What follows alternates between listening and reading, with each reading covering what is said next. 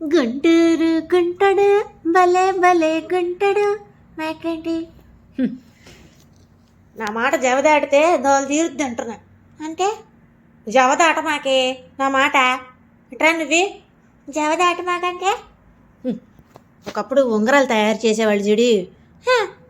అప్పుడు ఉంగరానికి మధ్యలో నీకు ఒక స్టోన్ ఉండాలనుకో. అప్పుడు ఏముండాలి ఆ స్టోన్ ఇమడాలంటే? ఆ ఉంగరానికి ఒక గుంట ఉండాలి. అది ఆ గది ఆ గుంటలో ఇమడాలి. ఆ స్టోన్ కనుక పెద్దదైంది అనుకో గుంట కంటే ఏమొద్ది స్టోన్ ఇమడది పడిపోద్ది. అది ఆ గది మాట జవ దాటకూడదు. అందుకే అక్కడి నుంచి వచ్చింది. ఎక్కడి నుంచి? నువ్వు గనక ఇగో ఆ ఉన్న గుంట కంటే ఎక్కువ ఉందనికి స్టోన్ ఇమడదు కదా. అవును. సో జవ దాటకూడదు. జవ దాటితే ఉంగరం నిలవదు. అలానే మాట దాటకూడదు అన్నదానికి కూడా జవ దాట మాకు. ఇంకా ఇంకేం కావాలి? ఇంకా చాలా కావాలి. సరే చెప్తా కూర్చో. అసలు అక్కుపక్షి కూర్చో. నన్ను అక్కుపక్షి అంటే ఏంటమ్మా? మరి లేజీగా ఉంటున్నావు. లేజీగా ఉన్నాడు అక్కుపక్షి అంటారు. ఇంటికి అక్కుపక్షి అంటే ఏంటమ్మా? ఒకసారి ఆకుపాకు కరేపాకు అక్కుపక్షి గురించి తెలియాలంటే ముందు వాన చినుకుల గురించి తెలియాలి. అదేంటి? అక్కును చేర్చుకోవటం పక్కన పెడితే అక్కుపక్షి అంటే వాన చినుకుల కోసం వెయిట్ చేస్తూ ఉంటుంది. అదేంటి? వాన వచ్చినప్పుడే సంతోషపడటానికి కాదే ఇజుడి. వాన నీళ్లు డైరెక్ట్గా తాగుద్ది. ఆ వాన నీళ్ళు నేల మీద పడితే తాగదు. నువ్వు ఎలా అయితే ఒక గిన్నెలో పెడితే తింటావు, ఇంకో గిన్నెలో పెడితే తినవు. అలా దానికి కూడా కొన్ని అలవాట్లు ఉన్నాయి.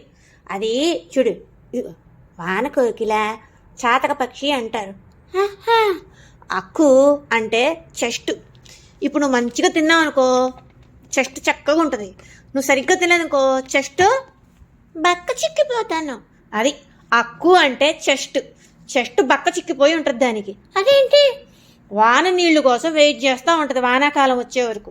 ఇంకా చెరువుల నీళ్లు, క్రీక్, సెలయేరు నీళ్లు ఏ నీళ్లు తాగదు. అదేంటి? అదంతే.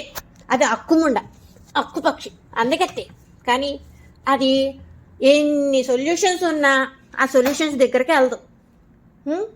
అలానే ఎక్కడ వాటర్ దొరుకుతున్నా వెళ్దాం. వాటర్ని ఏమంటారు? వాటర్. ఓన్లీ రెయిన్ వాటర్ తాగుతుంది. ఆ రెయినీ సీజన్ వచ్చే వరకు వెయిట్ చేస్తుంది లేజీ ఫెలో లాగా. అందుకే అక్కు పక్షిలాగా ఉండమాకంటారు. వసే అక్కు పక్షి.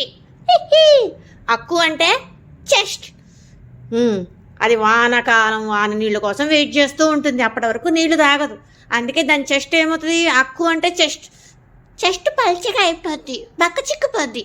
అయితే నువ్వు అక్కు పక్షిలాగా ఉండకూడదు. మరి లేజీగా ఉండకుండా ఏం చేయాలి? ఆవలించాలి.